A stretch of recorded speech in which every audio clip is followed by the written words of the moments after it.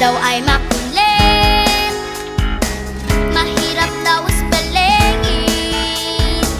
Paano daw babait, paano daw susundin pangaral sa'kin? Alam naman ninyo na ako ay isip bata pa. Sana naman pagpasensyahan muna. Batang makulit ang tawag sa akin kapag may sumbong.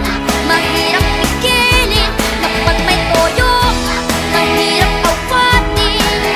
Sana ay unawain niyo. Mga batang tulad ko, saway ng gusto, pero cute naman ako.